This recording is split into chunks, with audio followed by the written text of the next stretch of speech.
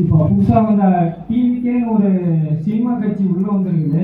அது எதுக்கு வந்துச்சு, ஏன் வந்துச்சு, அதுக்கெல்லாம் ஒன்றுமே தெரியல. பூரா பார்த்தீங்கன்னா மென்டலாகவும் அணில்களாகவும் சுற்றிட்டு செய்கிறாங்க. உங்கள் கொள்கை என்ன கோட்பாடுன்னு கேட்டால் தெரியல ப்ரோ, பிறப்புக்கும் மேலே இருக்கும், அதான் கூட எங்கள் கொள்கையை. சரி, பெரியார் யாருன்னு கேட்டால் பெரியார் ப்ரோ, அவர் ஃபோட்டோவில் இருக்கிறாரு, பக்கத்தில் பார்த்தீங்கன்னா புஷியானந்த் தான் இருக்காரு, அவர் தான் கல்வி தலைவர் அப்படிங்கிறாங்க. அது எந்த நியாயம் தெரியல. இங்கே விஜய் ஃபோட்டோ, இங்கே மார்க்ஸில் வந்து புஷியானந்த் ஃபோட்டோ, மேலே வந்து பிறப்புக்கும் மேலே இருக்கும், கீழே வந்து அவங்க ஃபோன் நம்பர் போட்டு ஒட்டி விட்டு தெரியுறாங்க.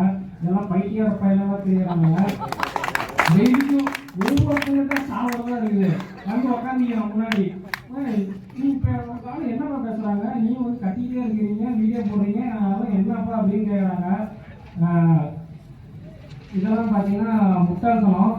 டிவிக்கே விஜய் வந்து அரசியல் கட்சிக்கு உள்ளே வரலைன்னா நாட்டில் வந்து 1.5 கோடி பேர் முட்டா பேருன்னு நமக்கு தெரியாத போயிருக்கோம். ஏன்னு பார்த்தீங்கன்னா ஓட்டுக்கு காசு வாங்கிட்டு சாரத்துக்கு அடிமையாகிட்டு சுற்றி இருக்கிற கூட்டத்தில் நடுவில் இந்த மென்டல்களும் இருக்கிறாங்கன்னு சொல்லி அந்த கட்சி தலைவர் சொல்றாரு.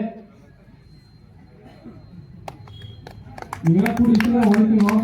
2026 நாம் தமிழர் கட்சி மட்டும்தான் ஜென்டாஸ் கோட்டையில் புலிக்கொடி பறக்கும். திமுக, அதிமுக, மற்ற கட்சி, இந்த சினிமா கட்சி எல்லாம் வீட்டுக்கு அனுப்ப போகிறது உறுதி.